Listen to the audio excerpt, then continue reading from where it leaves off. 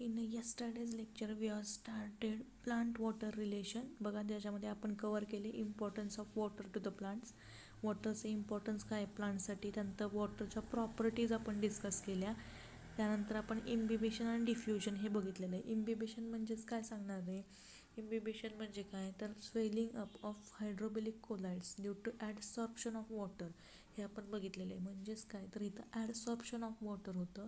म्हणजे जी वॉटर आहे ते काय होतं तर सेल वॉलच्या बाजूला येऊन काय होतं तिथं बसतं. त्यानंतर डिफ्युजनमध्ये आपण काय बघितलं तर डिफ्युजन मीन्स डिस्पर्स. डिफ्युजन म्हणजेच काय तर movement of molecules of substance from higher concentration to the lower concentration हे आपण मागच्या लेक्चरमध्ये बघितलेलं आहे.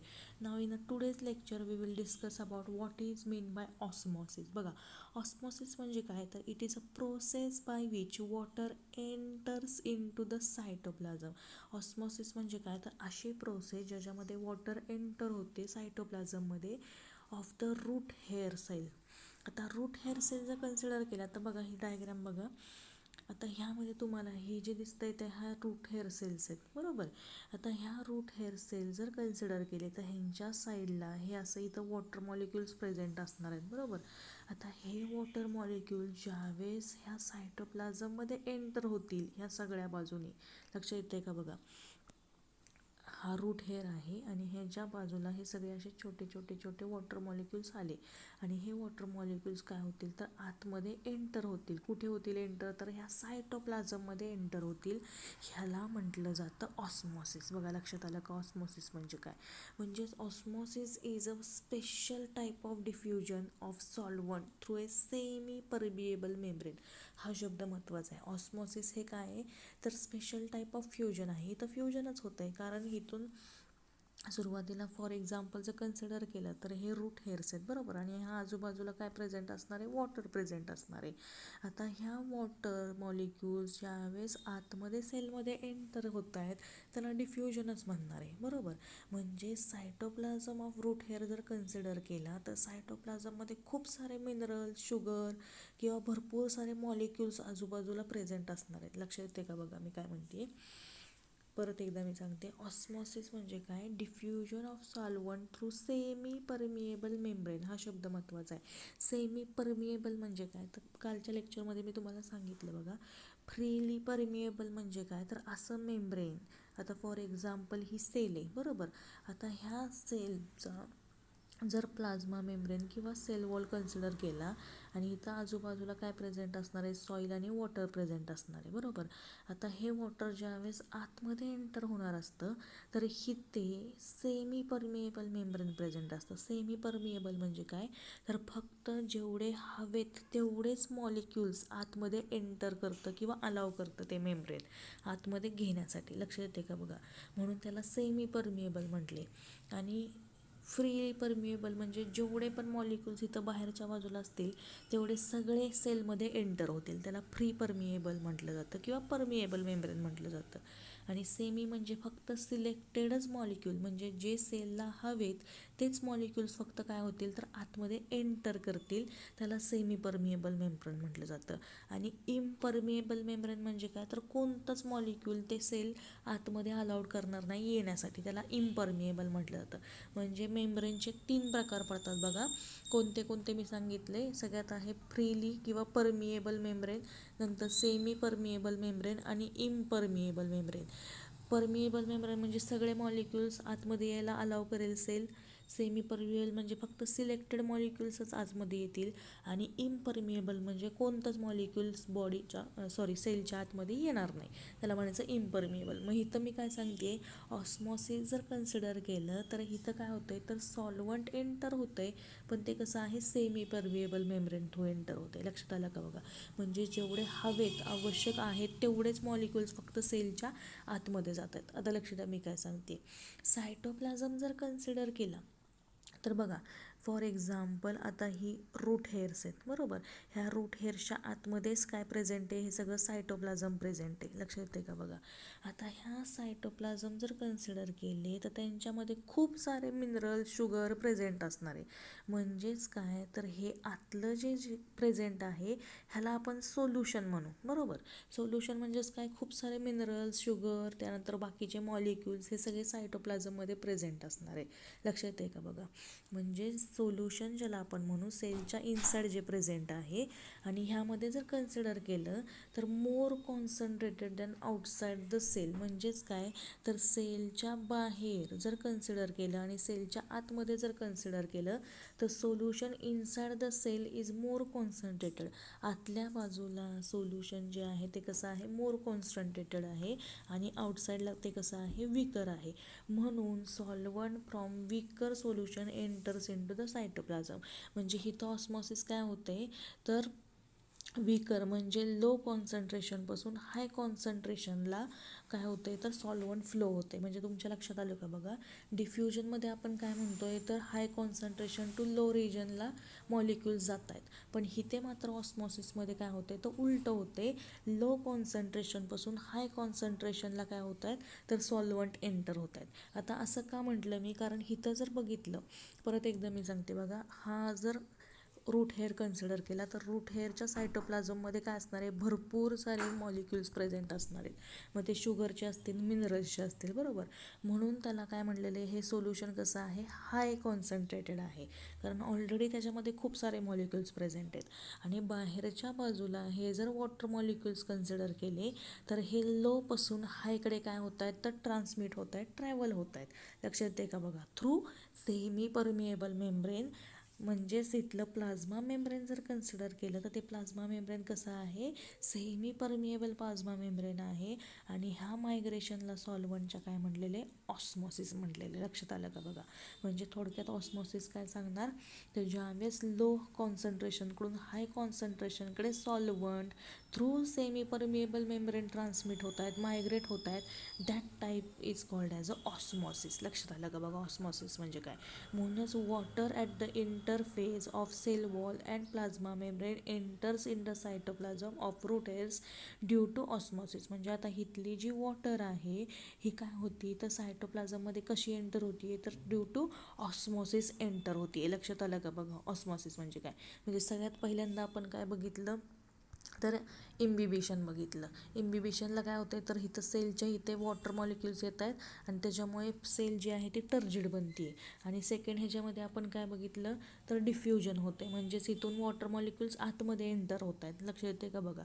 आणि ऑस्मॉसिसमध्ये मात्र काय होत आहेत, जे वॉटर मॉलिक्युल्स आहेत ते सायटोप्लाझमपर्यंत पोचत आहेत किंवा एंटर होत आहेत. लक्षात आलं का बघा. अशा 3 स्टेजेसमध्ये वॉटर मॉलिक्युल्स काय होतात आतमध्ये एंटर केले जातात.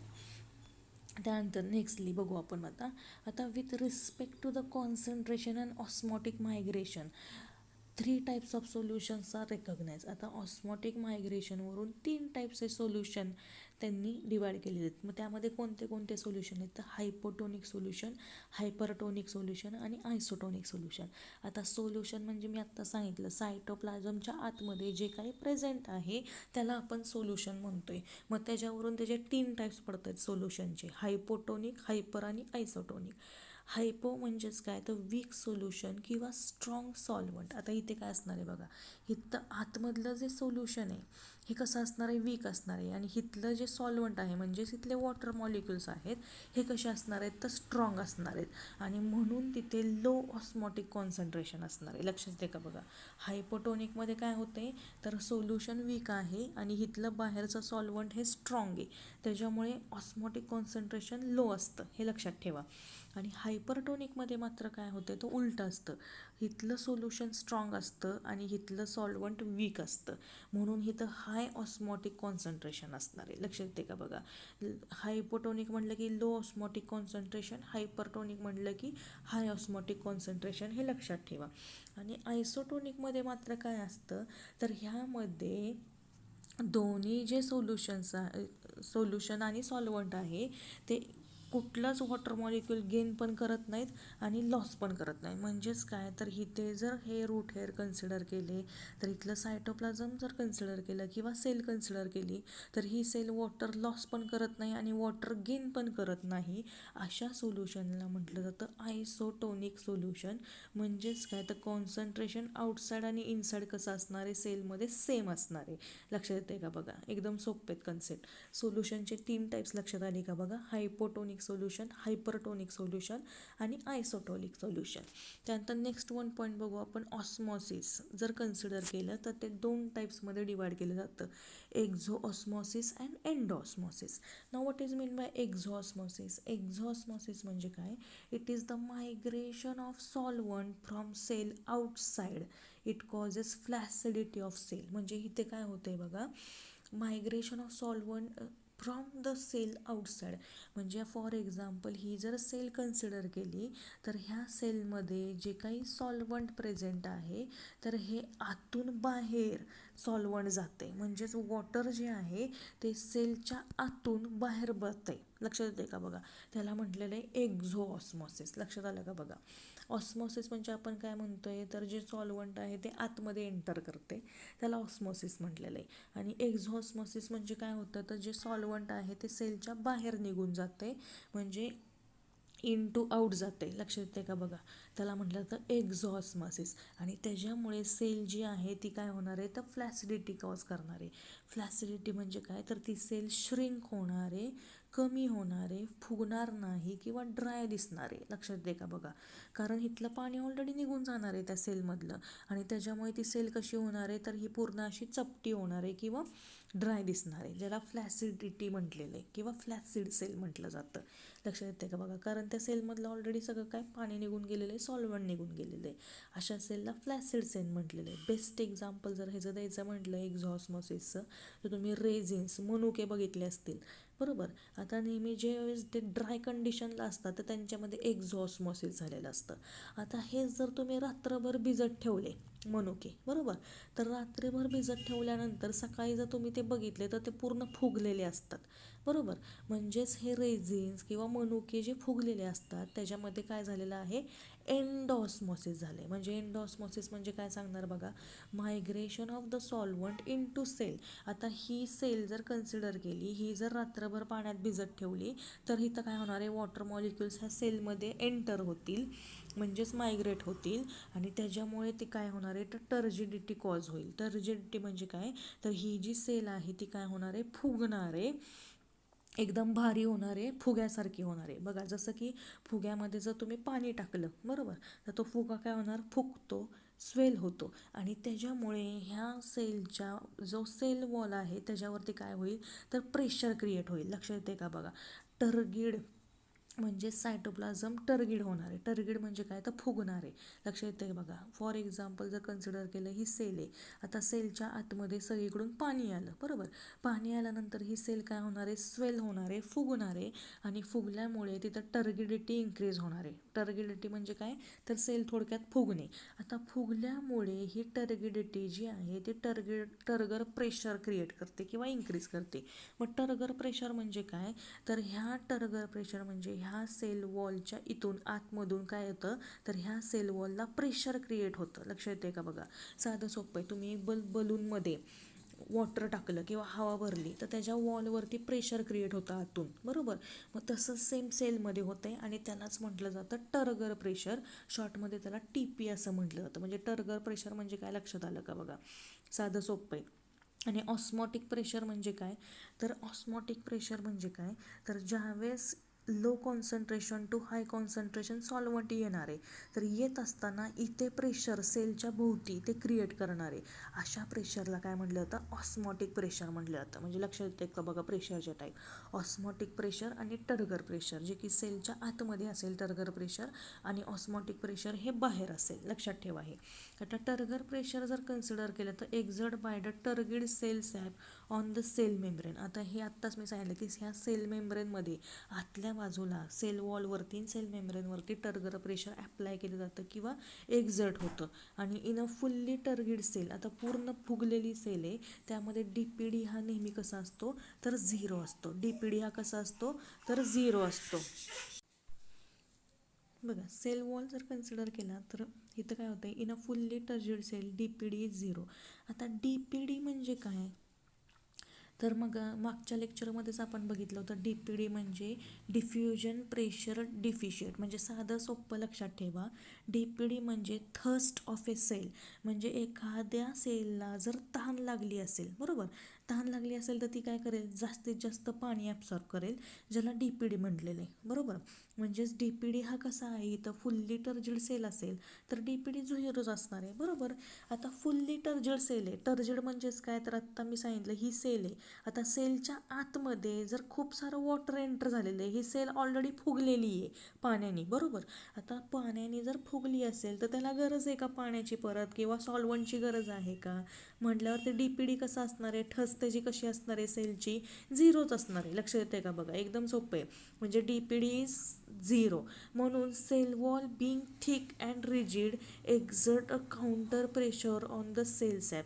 आता इथला सेल वॉल कसा आहे, थिक आहे, रिजिड आहे, आणि त्याच्यामुळे सेल सॅपवरती तो काय करणार आहे, प्रेशर क्रिएट करणार आहे, आणि त्याच्यामुळे त्याला वॉल प्रेशर असं म्हटलेलं आहे. आता ही सेल कशी आहे, टर्जिड आहे, फुगलेली, त्याच्यामुळे हे काय करणार आहे, आतून बाहेर प्रेशर क्रिएट करणार आहे. म्हणजे इथं ऑस्मॉटिक प्रेशर पण असेल आणि टर्गिड प्रेशर पण असेल, आणि त्याच्यामुळे इथं सेल वॉलवरती काय होणार आहे, प्रेशर क्रिएट होणार आहे. लक्षात येते का बघा. आणि म्हणूनच असं म्हटलेलं आहे, तर टर्गिड प्रेशर आणि वॉल प्रेशर हे इक्वल असतात. कारण इथं आतमध्ये टर्गिड प्रेशर असेल तरच वॉलवरती काय होणार आहे, प्रेशर क्रिएट होणार आहे. म्हणून इथं TP is equal to WP म्हणजेच wall pressure, but operating in the opposite direction. पण इथले हे जे दोन प्रेशर आहेत, म्हणजे टर्गर प्रेशर आणि वॉल प्रेशर, हे अपोजिट डायरेक्शनमध्ये काम करत असतात. लक्षात येते का बघा, एकदम साधा सोप्पा कॉन्सेप्ट आहे. त्यानंतर नेक्स्ट पॉईंट बघू आपण, ऑस्मॉटिक प्रेशर मीन्स वॉट. आता हे सगळ्यात महत्त्वाचं आहे, समजून घेण्यासारखं आहे बघा. The pressure exerted due to osmosis is osmotic pressure. Osmotic pressure म्हणजे आपण काय म्हणतोय, तर असं प्रेशर जे ऑस्मॉसिसमुळे एक्झर्ट झालेलं आहे त्याला ऑस्मॉटिक प्रेशर म्हणतोय. आता ऑस्मॉसिस म्हणजेच मी काय सांगितलं होतं, तर process by which waters enter in the cytoplasm.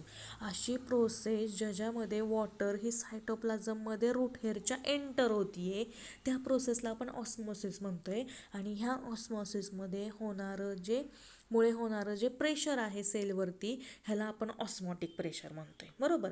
म्हणजे osmotic pressure is a pressure of the solution which is required in opposite direction so as to stop the entry of solvent molecules into the cell. म्हणजे इथे osmotic pressure म्हणजे आपण काय सांगतोय, जसं की मी मगाशी सांगितलं, सेलच्या आतमध्ये खूप सारे काय असणार आहे, तर भरपूर सारे मॉलिक्युल्स प्रेझेंट असणार आहे, ज्याला आपण सोल्युशन म्हणतोय. आता हे सोल्युशन काय करेल, तर आतमध्ये खूप सारं सोल्युशन झालं आहे, म्हणजे ऑलरेडी सेल भरलेली आहे. आता ही सेल भरलेली आहे म्हणून ही काय करेल, तर सॉल्वंट मॉलिक्युल जे आतमध्ये येत आहेत त्यांना स्टॉप करण्याचं काम करेल, प्रेशर अप्लाय करेल, त्याच्याकरून ते काय होतील, तर सॉल्वंट एंट्री करायचे थांबतील सेलमध्ये. आणि अशा प्रेशरला काय म्हटलेलं आहे, ऑस्मॉटिक प्रेशर म्हटलेलं आहे. लक्षात येते का बघा. म्हणजे मोर सिम्पली जर सांगायचं म्हटलं तर osmotic pressure of a solution is equivalent to the pressure which is must exerted upon it to prevent flow of solvent across peripheral membrane. म्हणजे ऑस्मॉटिक प्रेशर जर कन्सिडर केलं तर हे कुणाशी इक्विव्हॅलंट असणार आहे, तर जे प्रेशर सॉल्वंटचा फ्लो जो प्रिव्हेंट करतो आहे, तर त्या प्रेशरशी काय असणार आहे, ते इक्वल असणार आहे, इक्विव्हॅलंट असणार आहे. आणि हे कशा थ्रू असणार आहे, तर अक्रॉस सेमी परमिएबल मेम्ब्रेन. लक्षात येते बघा. म्हणून इथे जर बघितलं तर DPD म्हणजे थर्स्ट ऑफ ए सेल जर कन्सिडर केली तर इथे OP मायनस TP हे करणार आहे. OP म्हणजेच ऑस्मॉटिक प्रेशर. आता नेहमी लक्षात ठेवा, जर सेलची थर्स्ट वाढलेली असेल तर नेहमी ऑस्मॉटिक प्रेशर कसं असणार आहे, जास्त असणार आहे. आणि टर्गर प्रेशर कसं असणार आहे, कमी असणार आहे. आता असं का, बघा साधं सोपं आहे. आता फॉर एक्झाम्पल ही सेल आहे. आता ही सेलला खूप सारं वॉटर लागणार आहे, बरोबर, कारण इथं DPD आपण काउंट करतोय, म्हणजे थर्स्ट ऑफ सेल काउंट करतोय. म्हणून इथं ऑस्मोटिक प्रेशर कसं असणार आहे, जास्त असणार आहे, कारण इथून वॉटर आतमध्ये एंटर होणार आहे, बरोबर. आणि इथं आतमध्ये एंटर होणार आहे, म्हणून इथं आतमध्ये काय होणार आहे, तर प्रेशर क्रिएट करणार आहे. आणि इथलं टर्गर प्रेशर कसं असणार आहे, कमी असणार आहे, कारण ऑलरेडी इथं वॉटर आतमध्ये एंटर होते, अजून सेल फुगलेली नाही, म्हणून टर्गर प्रेशर हे नेहमी OP पेक्षा कसं असणार आहे, कमी असणार आहे. लक्षात येते का, बघा. आता आपण काय म्हणतो, turgor pressure is equal to wall pressure. म्हणून काय सांगणार, तर turgor pressure is equal to wall pressure. म्हणून आपण फॉर्म्युला कसा करू शकतो, DPD is equal to OP minus WP. म्हणजेच टर्गर प्रेशरच्या ऐवजी आपण इथं वॉल प्रेशर पण कन्सिडर करू शकतो, त्याच्यावरून आपण DPD काढू शकतो. आता त्यासाठी आपण 2 कंडिशन बघू, बघा. जर सेल फ्लॅसिड असेल, फ्लॅसिडचा अर्थ मी सांगितला की रेझिन कन्सिडर करा, मनुका कन्सिडर करा. जो ड्राय मनुका असतो त्याला फ्लॅसिड म्हटलेले. आता इथे टर्गर प्रेशर कसं असणार आहे, त्याच्यामध्ये 0 असणार आहे, बरोबर. आता कसं 0 असणार, तर बघा ड्राय मनुका जो आहे म्हणजे कसा असणार आहे, पूर्णपणे ड्राय झालेला. तर ह्यामध्ये आतमध्ये टर्गर प्रेशर असेल का रे, ती सेल फुगलेली आहे का, नाही. म्हणून टर्गर प्रेशर हा नेहमी कसा असणार आहे, 0 असणार आहे. टर्गर प्रेशर 0 असल्यामुळे DPD इज इक्वल टू काय असणार आहे, तर OP असणार आहे, म्हणजेच ऑस्मॉटिक प्रेशर असणार आहे. लक्षात येते का, बघा एकदम साधं सोपं आहे. पण जर टर्जिड सेल असेल, म्हणजे सेल आता फुगलेली आहे, आतमध्ये खूप सारं पाणी गेलेलं आहे, तर त्यावेळेस DPD हा कसा असणार आहे, म्हणजेच त्या सेलची थर्स्ट कशी असणार आहे, 0 असणार आहे. आणि DPD 0 असल्यामुळे टर्गर प्रेशर आणि ऑस्मॉटिक प्रेशर कसे असणार आहेत, तर सारखे असणार आहेत. लक्षात येते का, बघा. म्हणजे इथलं प्रेशर आणि सेलच्या बाहेरून आलेलं प्रेशर हे कसं असणार आहे, सेम असणार आहे. लक्षात येते का, बघा. म्हणजेच ऑस्मॉटिक प्रेशरचा फॉर्म्युला हा लक्षात ठेवा, DPD is equal to OP minus TP, किंवा DPD is equal to OP minus WP, म्हणजेच वॉल प्रेशर. त्यानंतर नेक्स्ट कन्सेप्ट आहे, बघा. हे थोडंसं पॉईंट लक्षात ठेवा, इम्पॉर्टन्स ऑफ टर्गर प्रेशर. आता टर्गर प्रेशरचा इम्पॉर्टन्स काय आहे, सगळ्यात महत्त्वाचं, it keeps cells and organelle stretch. सगळ्यात महत्त्वाचं काय, तर टर्गर प्रेशर. आता माहिती आहे तुम्हाला, हा सेल आहे, सेलच्या आतमध्ये काय असणार आहे, टर्गर प्रेशर असणार आहे, कारण ही सेल पूर्ण फुगलेली आहे, स्वेल झालेली आहे. तर हे सेल ऑर्गॅनिलला स्ट्रेच ठेवण्याचं काम, म्हणजे ताठ ठेवण्याचं काम करेल. त्यानंतर provide support to the non woody tissue. जे नॉन वुडी टिश्यूज आहेत त्यांना प्रोव्हाइड करायचं काम करेल turgor pressure. And essential for cell enlargement during growth. ज्यावेळेस सेलची एनलार्जमेंट होते ग्रोथच्या वेळेस, त्यावेळेस ते काय असतं, टर्गर प्रेशर महत्त्वाचं असतं. आणि शिवाय ते maintains shape of cell and facilitates opening and closing of stomata. Even स्टोमाटाचं जे ओपनिंग आणि क्लोजिंग आहे, आता हे नेक्स्ट लेक्चरमध्ये आपण बघणार आहे स्टोमाटाचं ओपनिंग आणि क्लोजिंग कसं होतं, तर त्यासाठी सुद्धा टर्गर प्रेशर हे महत्त्वाचं आहे. त्यानंतर दुसरा पॉईंट बघा, ऑस्मॉसिसचा इम्पॉर्टन्स काय आहे. It is responsible for absorption of water into root. आता मग अशीच मी सांगितलं, ऑस्मॉसिस हे इतकं महत्त्वाचं आहे की त्याच्यामुळे वॉटर रूटमध्ये एंटर होते. त्यानंतर maintains turgidity of cell, even turgidity of cell maintain राहते ऑस्मॉसिसमुळे. And facilitate cell to cell movement of the water. आता सेल टू सेल मुवमेंट कशी होणार आहे, तर साधं सोपं आहे, बघा. आता फॉर एक्झाम्पल ही जर सेल कन्सिडर केली, आता ह्या सेलमध्ये osmotic pressure turgor pressure create झालं, ही सेल फुगली, तर ही सेल एका सेलला ह्या अशा सगळ्या एकमेकांना सेल अटॅच असणार आहेत, बरोबर.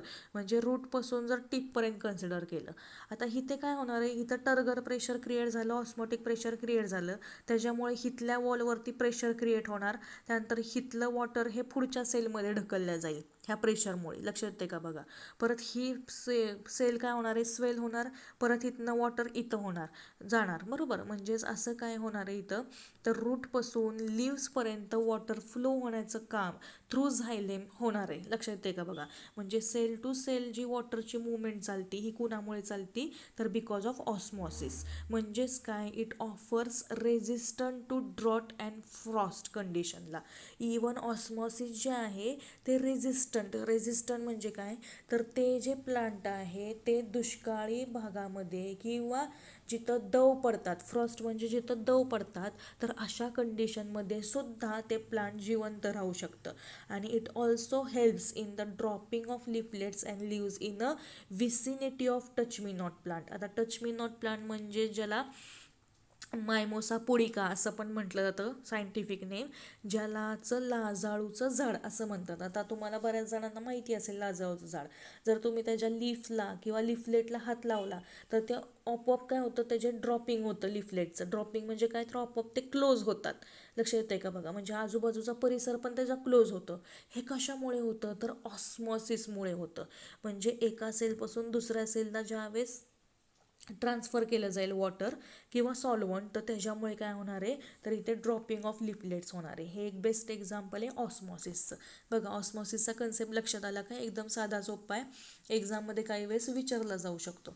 त्यानंतर नेक्स्ट आहे महत्त्वाचं पॉईंट, फॅसिलिटेड डिफ्युजन. आता हा थोडासा नवीन पॉईंट आहे. फॅसिलिटेड डिफ्युजन म्हणजे काय, तर फॅसिलिटेड ह्या शब्दाचा अर्थ काय होतो बघा, फॅसिलिटेड म्हणजे to help forward or to make easier. Facilitated म्हणजे काय, तर डिफ्युजन इझियर करण्याचं काम हे कोण करत असतात, तर काही प्रोटीन करत असतात, म्हणजे मेम्ब्रेन प्रोटीन करत असतात. आता त्यासाठी बघा, passive absorption of solute when mediated by a carrier. आता एखादं ॲब्सॉर्प्शन सोल्यूटचं एखाद्या कॅरियरनी घेतलेलं आहे तर त्याला फॅसिलिटेड डिफ्युजन असं म्हटलं जातं. आता बघा त्यासाठी एक डायग्राम कन्सिडर करा.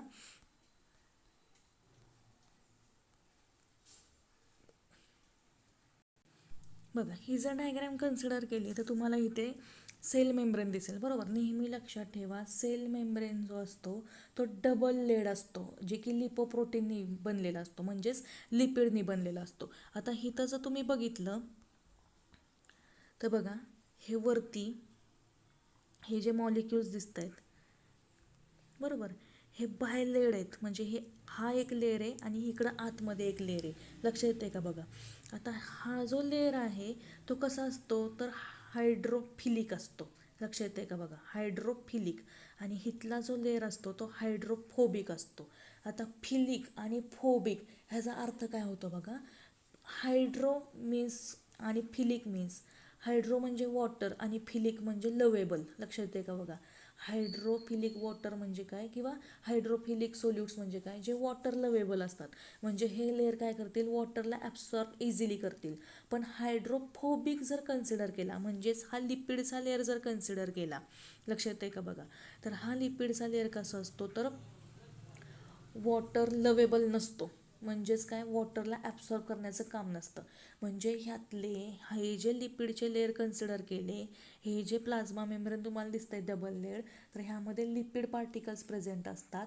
आता हे लिपिड जे पार्टिकल्स आहेत, जे लिपोप्रोटीन्स असतात, लिपोप्रोटीन्स म्हणजे जे पार्टिकल्स लिपिडमध्ये सोल्युबल असतात. लक्षात आहे का बघा, जे पार्टिकल्स लिपिडला सोल्युबल असतात ते इझिली इथून पास होतील. लक्षात येते का बघा, इझिली काय होतील, तर इथून आतमध्ये पास केले जातील. आता असं का होणार आहे, तर इथे जर तुम्ही बघितलं तर इथे ह्या दोघांच्या मध्ये थोडासा एक गॅप प्रेझेंट असतो. म्हणजे काही पार्टिकल जे लिपिड्स लवेबल आहेत किंवा लिपिड्सला सोल्युबल आहेत ते इझिली इथून आतमध्ये पास होतील आणि सायटोप्लाझमपर्यंत येतील. म्हणजे तुमच्या लेअर लक्षात येतं आहे का बघा, हा आउटसाईड लेअर आहे सेलच्या आणि हा सेलच्या इनसाईड लेअर आहे, बरोबर. म्हणजे इथून जे काही पार्टिकल्स आहेत ते आतमध्ये एंटर व्हावे लागतात, बरोबर. मग ते ऑस्मॉसिस थ्रू होतील, डिफ्युजन थ्रू होतील किंवा अजून कुठल्या मेथड थ्रू होतील. तर हे पास होत असताना जे काही लिपिड सोल्युबल आहेत ते इझिली पास होणार आहेत. का, तर इथे हे जे सेल मेम्ब्रेन आहे ते मी सांगते लिपोप्रोटीननी बनलेले. पण काही सबस्टन्सेस किंवा सोल्यूट जे असतात जे हायड्रोफिलिक असतात, हायड्रोफिलिक म्हणजे वॉटर लवेबल असतात, बरोबर. आता हे लिपोप्रोटीननी बनलेलं आहे, त्याच्यामुळे इथं वॉटरला पटकन ते एंट्री करून देणार नाहीत, कारण वॉटर हे लिपिडमध्ये कसं असतं, इनसोल्युबल असतं. लक्षात येते का बघा. मग त्यासाठी हे जे सेल मेम्ब्रेन आहे हे काय करत असतं, तर हे काय करत असतं तर एक प्रोटीन तयार करत असतं किंवा एक साईट प्रोव्हाइड करून देत असतं डिफ्युजनसाठी, ज्यालाच फॅसिलेटेड डिफ्युजन म्हटलं जातं. म्हणजे तुम्हाला इथं बघायला मिळेल बघा, हिथं अशी जागा तयार झालेली आहे वॉटर मॉलिक्युल्स आतमध्ये एंटर होण्यासाठी. मग ह्या मेम्ब्रेनमध्ये काही प्रोटीन इथं एक साईट तयार करून देतात. म्हणजे फॉर एक्झाम्पल जर कन्सिडर केलं, ही अशी सेल आहे बरोबर, तर ह्या सेलच्या इथे खूप साऱ्या अशा साईट्स तयार होतात प्रोटीनच्या बरोबर. आणि ह्या प्रोटीनला काय म्हटलं जातं तर ॲक्वापोरिन म्हटलं जातं. म्हणजे तुम्हाला लक्षात आलं का बघा, ह्या प्रोटीनला ॲक्वापोरिन म्हटलेलं आहे. ॲक्वा मीन्स वॉटर आणि पोरिन म्हणजे प्रोटीन. म्हणजे हे काय करतात तर इथं ॲक्वापोरिन ह्या वॉटरला एंटर होण्यासाठी साईट बनवून देतात, एंटर करून देतात, ज्याला फॅसिलेटेड डिफ्युजन असं म्हटलेलं आहे. मग वॉटरबरोबरच काही आयन चॅनल्स पण त्याच्यामध्ये काय होतील, आयन्स पण आतमध्ये एंटर होतील. लक्षात आहे का बघा, एकदम सोप्पा कन्सेप्ट आहे, ज्याला फॅसिलेटेड डिफ्युजन असं म्हटलेलं आहे. परत एकदा मी सांगते, फॅसिलेटेड डिफ्युजन जर कन्सिडर केलं तर it is the passive absorption of solute when mediated by a carrier. बघा, म्हणजे एखादा कॅरियर लागतो ते पार्टिकल्स किंवा सोल्यूट आतमध्ये घेण्यासाठी, आणि ते कॅरियर म्हणून इथं कोण ॲक्ट होतं आहे तर इथले प्रोटीन ॲक्ट होत आहे, ज्याला ॲक्वापोरिन म्हटलेलं आहे. म्हणजे वॉटर मॉलिक्यूल इझिली आतमध्ये जात नाहीत, कारण हे जे मेम्ब्रेन आहे ते लिपिड्सनी बनलेले. म्हणजे जे लिपिड सोल्युशन आहेत, सॉरी, जे लिपिड सोल्युबल पार्टिकल्स आहेत तेच आतमध्ये जातील, कारण हे मेम्ब्रेन कसं आहे तर लिपोप्रोटीन्सनी बनलेले. लक्षात येते का बघा, वॉटर मॉलिक्यूल इझिली आतमध्ये जाणार नाही. मग इथले काही प्रोटीन्स हे त्या वॉटर मॉलिक्यूलला आत एंटर करण्यासाठी मदत करतात, साईट बनवतात, अशाला ॲक्वापोरिन असं म्हटलेलं आहे. आणि त्याच्या थ्रू ते काय होतात, वॉटर मॉलिक्युल्स सायटोप्लाझममध्ये एंटर होतात, ज्यालाच फॅसिलेटेड डिफ्युजन असं म्हणतात. फॅसिलेटेड म्हणजे काय तर सोपं करून देणे, डिफ्युजन एकदम सोपा कन्सेप्ट आहे. लक्षात आला का बघा. त्यानंतर नेक्स्ट कन्सेप्ट आहे वॉटर पोटेन्शियल. आता हा सगळ्यात महत्त्वाचा कन्सेप्ट आहे. वॉटर पोटेन्शियल म्हणजे काय तर पाण्याची क्षमता. क्षमता म्हणजे पोटेन्शियल, म्हणजे पाण्याची क्षमता कशी आहे किंवा कशी असते त्याला वॉटर पोटेन्शियल म्हटलेले. म्हणजे according to the principle of thermodynamics. आता ऑलरेडी तुम्ही फिजिक्स आणि केमिस्ट्रीमध्ये थर्मोडायनामिक्स चॅप्टर स्टडी केलेला आहे. Every component of a system is having a definite amount of free energy which is use to do work. बघा, प्रत्येक कंपोनंट जर सिस्टीममधला बघितला तर प्रत्येकाकडे फ्री एनर्जी असते, आणि ती फ्री एनर्जीचा वापर करून ते काम करत असतात बरोबर. फ्री एनर्जीचा कन्सेप्ट तुम्हाला थर्मोडायनामिक्समध्ये झालेला आहे. मग ऑस्मॉटिक मुवमेंट ज्या होतात of water is on the basis of free energy. म्हणजे जे वॉटरची मुवमेंट होती ती कुणामुळे होती तर फ्री एनर्जीमुळे होती. लक्षात येते का बघा. म्हणजेच फॉर एक्झाम्पल, हा जर बीकर आहे, ह्या बीकरमध्ये खूप सारं वॉटर आहे. आता ह्या वॉटरमध्ये हा जो वॉटर मॉलिक्यूल आहे, लक्षात येते, हा वॉटर मॉलिक्यूल एकटाच असेल तर ह्याच्याकडे फ्री एनर्जी कशी असणार आहे, जास्त असणार आहे. वॉटर पोटेन्शियल कसं असणार आहे, जास्त असणार आहे. पण हा वॉटर मॉलिक्यूल जर दुसऱ्या कुठल्या मॉलिक्युल्सला बाइंड झाला, लक्षात येते का बघा, तर मात्र ह्याचं वॉटर पोटेन्शियल कसं होणार आहे, कमी होणार आहे. लक्षात येते का बघा. म्हणजे वॉटर पोटेन्शियल म्हणजे वॉटरची क्षमता. म्हणजे वॉटर मॉलिक्यूल एखाद्या मॉलिक्यूलला जर जाऊन अटॅच होत असेल तर त्याची वॉटर मॉलिक्यूल किंवा वॉटर पोटेन्शियल हे कमी असतं, आणि तो एकटाच असेल म्हणजे प्युअर वॉटर असेल तर त्याचं वॉटर पोटेन्शियल कसं असतं, हे जास्त असतं. हे लक्षात ठेवा. कन्सेप्ट लक्षात येतोय का बघा. परत एकदा मी सांगते, फॉर एक्झाम्पल हा बीकर आहे, ह्यामध्ये खूप सारं प्युअर वॉटर आहे. आता प्युअर वॉटरमध्ये एक वॉटर मॉलिक्यूल जर कन्सिडर केला तर ह्याच्यामध्ये फ्री एनर्जी कशी असणार आहे, जास्त असणार आहे, कारण ह्याच्या आजूबाजूला कोणतेच मॉलिक्यूल नसणार आहेत. हे प्युअर वॉटर आहे, लक्षात येते का बघा. म्हणून त्याची फ्री एनर्जी कशी असणार आहे, जास्त असणार आहे. वॉटर पोटेन्शियल कसं असणार आहे, जास्त असणार आहे. हे लक्षात ठेवा. पण मात्र ह्या वॉटर मॉलिक्यूलमध्ये म्हणजेच ह्या पाण्यामध्ये जर खराब पाणी किंवा दुसरे पार्टिकल्स ॲड केले, लक्षात येते का बघा, तर ह्या वॉटर मॉलिक्यूलला जाऊन हे दुसरे पार्टिकल्स काय होणार आहेत, अटॅच होणार आहेत. त्याच्यामुळे हे जी एनर्जी काय होणार आहे तर ह्या मॉलिक्युल्समध्ये डिस्ट्रीब्यूट होणार आहे. म्हणजे त्याच्यामुळे इथलं वॉटर पोटेन्शियल कसं होणार आहे, ह्या मॉलिक्युलचं कमी होणार आहे. म्हणजे लक्षात घ्या, जर प्युअर वॉटर असेल तर वॉटर पोटेन्शियल हे जास्त असतं, आणि इम्प्युअर वॉटर असेल तर वॉटर पोटेन्शियल हे कमी असतं. म्हणजेच इथे जर कन्सिडर केलं तर water potential of pure water is always zero असं मी सांगते. मग तुम्ही म्हणसाल, आत्ताच तुम्ही म्हटला की वॉटर पोटेन्शियल हे जास्त असतं कारण फ्री एनर्जी त्याच्यामध्ये जास्त असते प्युअर वॉटरमध्ये. जास्त म्हणजेच काय तर झिरो. झिरो म्हणजे जास्त. लक्षात येते का बघा. आता फॉर एक्झाम्पल जर कन्सिडर केला, आता एखादा व्यक्ती आहे बरोबर. आता इथे असे 4 रस्ते आहेत. आणि इथं एक व्यक्ती थांबलेला आहे बरोबर. आता ह्या रस्त्याकडे एक मॉल प्रेझेंट आहे, ह्या रस्त्याकडे एक दुकान आहे, ह्या रस्त्याकडे विमानाकडं म्हणजे फ्लाईटमध्ये जाण्याचं तिकीट मिळतंय, आणि ह्या रस्त्याला अजून काहीतरी मिळतंय. पण ह्या व्यक्तीकडं जर पैसेच नसतील बरोबर, तर हा कुठल्याच रस्त्याला जाऊ शकत नाही बरोबर. म्हणजेच काय तर तो फ्री असणार आहे, म्हणजे तो कुठेही जाऊ शकतो, पण पैसे नाहीत म्हणून तो ह्या कुठल्याच रस्त्याला जाणार नाही, तो फ्री आहे. मग फ्री आहे म्हणजेच काय तर हा झिरो आहे. लक्षात येते का. झिरो म्हणजे ह्याकडं काहीच नाही आहे. लक्षात येते का बघा. म्हणजेच वॉटर पोटेन्शियल प्युअर वॉटरमध्ये जर कन्सिडर केलं तर हा कसा आहे, ऑलवेज झिरो. झिरोच म्हणजे काय तर मॅक्सिमम व्हॅल्यू जी आहे वॉटरची ती किती आहे, झिरो आहे. लक्षात येते का. आणि मिनिमम जर बघितली तर ती निगेटिव्हमध्ये आहे. आता तुम्हाला स्केल माहिती असेल, अशी असते. झिरो इकडं निगेटिव्ह असतात नंबर, म्हणजे -1 -2 -3, आणि इथं +1 +2 अशी स्केल असते. आता मी सांगते वॉटर पोटेन्शियल हे कसं आहे, प्युअर वॉटरचं झिरो आहे. म्हणजेच हे कसं असणार आहे तर ऑलवेज झिरो असणार आहे, म्हणजे हाय असणार आहे. हे मॅक्झिमम व्हॅल्यू म्हणजे झिरो आहे वॉटरची. लक्षात येते का बघा. आणि कमी म्हणजे निगेटिव्ह जर बघितली तर ती कशी आहे, ह्या बाजूला आहे. लक्षात येते का बघा. ह्याच्यावरून वॉटर पोटेन्शियल तुमच्या कन्सेप्ट लक्षात येईल. म्हणजे प्युअर वॉटर जर असेल तर नेहमी वॉटर पोटेन्शियल कसं आहे, झिरो आहे. आणि ॲडिशन ऑफ एखादं सोल्यूट जर त्यामध्ये ॲड केलं तर वॉटर पोटेन्शियल कसं होतं आहे, डिक्रीज होतं आहे. म्हणून ते कसं असणार आहे, निगेटिव्ह व्हॅल्यू दाखवणार आहे. लक्षात येते का बघा. म्हणजे ही प्युअर वॉटरमध्ये जर आपण सोल्यूट एखादं ॲड केलं किंवा खराब पाणी टाकलं तर हे वॉटर मॉलिक्यूल दुसऱ्याला जाऊन अटॅच होणार आहेत. त्याच्यामुळे त्याची एनर्जी आजूबाजूला काय होणार आहे, डिस्ट्रीब्यूट होणार आहे. म्हणून वॉटर पोटेन्शियल हे कसं असणार आहे, निगेटिव्ह व्हॅल्यू दाखवणार आहे. आता नेहमी जे वॉटर पोटेन्शियल आहे ते एका ग्रीक लेटरनी रिप्रेझेंट करतात, ज्याला साय असं म्हटलं जातं. म्हणजे हा सिम्बॉल लक्षात ठेवा, सायचा. लक्षात येते. वॉटर पोटेन्शियल म्हणजे काय, लक्षात आलं का बघा. मग water always flow from less negative potential to the more negative potential. म्हणजे हाय वॉटर पोटेन्शियल एरियापासून लो वॉटर पोटेन्शियल एरियाला, म्हणजे जशी मी स्केल दाखवली तर इकडून इकडे ते असं फ्लो होत असतं.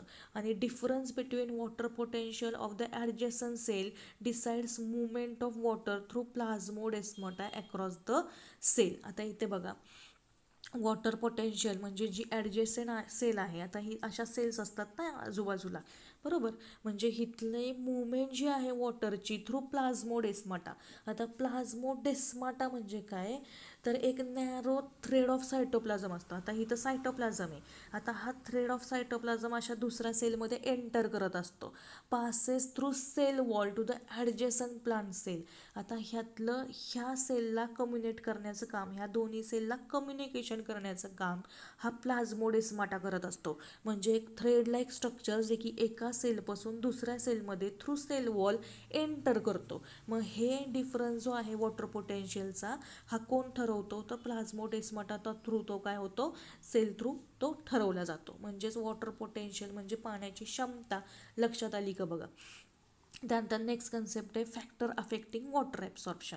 आता कोणते कोणते असे फॅक्टर्स आहेत जे वॉटर ॲब्सॉर्प्शनला अफेक्ट करतात.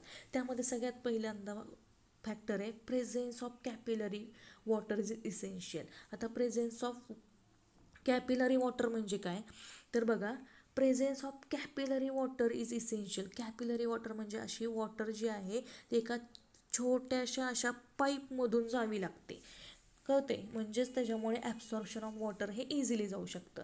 त्यानंतर rate of water absorption is maximum at soil temperature between 20 to 30 °C. जो वॉटरचा रेट आहे ॲब्सॉर्प्शनचा तो सॉईल टेम्परेचरवरून ठरला जातो. म्हणजे सॉईलचं टेम्परेचर जे 20 to 30 असेल तरच वॉटर ॲब्सॉर्प्शनचा रेट कसा असतो, मॅक्झिमम असतो. जर ह्याच्यापेक्षा कमी किंवा जास्त सॉईल टेम्परेचर झालं तर वॉटर ॲब्सॉर्प्शन हा कमी होतो. लक्षात येते का बघा. त्यानंतर high concentration of solute in soil water reduces the rate of absorption. आता काही वेळेस सॉईलमध्ये जर सोल्यूटचं कॉन्सन्ट्रेशन जास्त असलं लक्षात येते का बघा. म्हणजे बाकीचे मॉलिक्यूल जर जास्त असले सॉईलमध्ये तरीसुद्धा वॉटर ॲब्सॉर्प्शनचा रेट काय होतो, रिड्यूस होतो, कमी होतो. त्यानंतर नेक्स्ट फॅक्टर काय तर poorly aerated soil shows poor absorption rate. आता पुअरली एरेटेड सॉईल म्हणजे काय, काही वेळेस बघा सॉईलमध्ये एअर प्रेझेंट नसते म्हणजे चिखल असतो एकदम, तर अशा कंडिशनमध्ये सुद्धा पुअर वॉटर ॲब्सॉर्प्शन होतं किंवा रेट तो अफेक्ट करतो वॉटर ॲब्सॉर्प्शनचा. त्यानंतर लास्ट फॅक्टर काय तर increase transpiration accelerate the rate of absorption of water. आता एखाद्या प्लांटमध्ये जर ट्रान्सपिरेशन वाढलं तर मात्र इथं काय होणार आहे, तर रेट ऑफ ॲब्सॉर्प्शन ऑफ वॉटरसुद्धा काय होणार आहे, ॲक्सिलरेट होणार आहे, म्हणजेच इन्क्रीज होणार आहे. पण हे कधी होतं, तर ड्युरिंग इरिगेटेड सॉईल. इरिगेटेड म्हणजे काय, तर तुम्हाला इरिगेशन सॉईल माहिती असेल, म्हणजे थोड्या थोड्या वेळानंतर सॉईलला पाणी दिलं जातं, त्याला इरिगेटेड सॉईल म्हटलं जातं. मग अशा सॉईलमध्ये ट्रान्सपिरेशनचा रेट काय असतो, वाढतो, आणि त्याच्यामुळे वॉटर ॲब्सॉर्प्शनचा रेट पण काय होतो, अफेक्ट होतो किंवा वाढतो. म्हणजे हे सगळे फॅक्टर्स आहेत which affects the water absorption. आता नेक्स्ट लेक्चरमध्ये आपण प्लाझ्मोलिसिस म्हणजे काय बघू, त्यानंतर mechanism of absorption of water हे आपण बघूया. थँक्यू.